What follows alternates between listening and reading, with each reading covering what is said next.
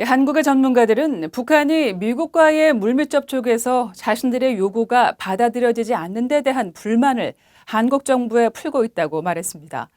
최근에 미사일 도발이 미한 훈련에 대한 내부 결속용이라는 분석도 나왔습니다. 서울에서 안소영 기자입니다. 조성렬 국가안보전략연구원 자문연구위원은 29일 BOA에 북한이 연일 대남 비난 공세를 이어가는 것은 당장 한국으로부터 얻을 수 있는 게 없다고 판단했기 때문이라고 말했습니다.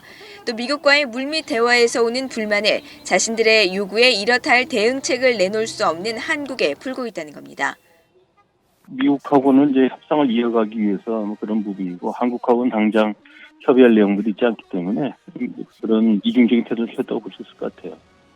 신범철 아산정책연구원 안보통일센터장은 북한이 미국과의 대화에서 한국을 이제는 걸림돌로 보고 있다고 말했습니다.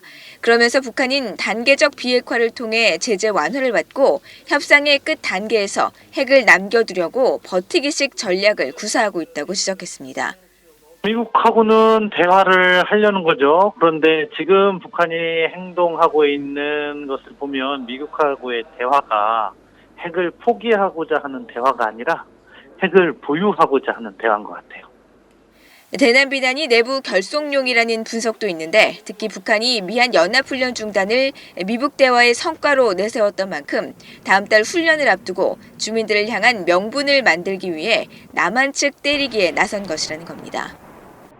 북한 내부를 향해서 어쨌든 남측과 미국의 한미 군사훈련이 이루어진다는 것을 북한 주민들에게 이해시키는 데 있어서 남북관계를 활용하는, 오히려 미국 부분은 놓고 남북관계에다만 포인트를 맞추면서 내부적으로 북한 주민들의 불만을 달래는 그런 측면도 있다고 볼 수 있습니다.